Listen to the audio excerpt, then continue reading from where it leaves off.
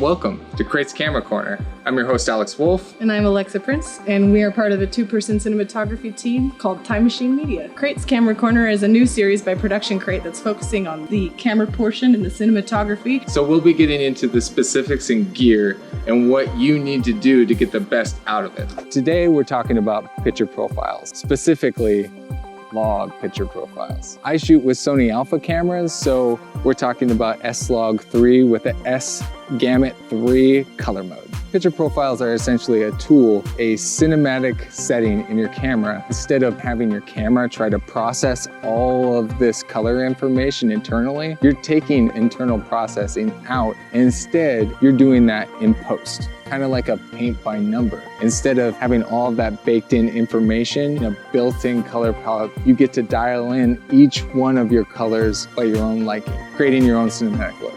The key to shooting in log is really hitting your exposure. So here's a little case example of what I'm talking about exposure. Here we have Alexa just as a subject, and here's about 2 stops underexposed.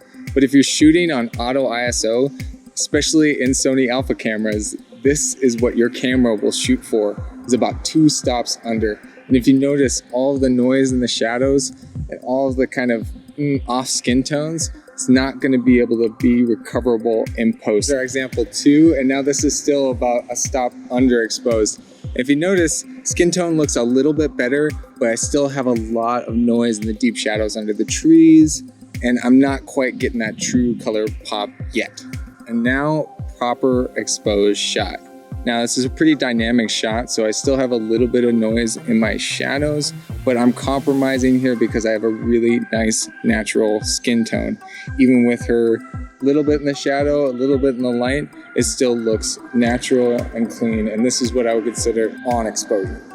You usually want to use your native ISO of your camera. You have to filter for exposure, so a nice variable ND can help out a lot. And because it's such a flat picture profile, you don't really get a lot of information by looking through your camera. So an external monitor helps a ton because you can load your LUT onto that monitor and then you can see what you're gonna have in post. I'm gonna get behind the camera and then we're gonna shoot a little example scene. I'm gonna shoot the first one with no picture profile, and then I'm gonna shoot one with the log, and then we're gonna create a look with that.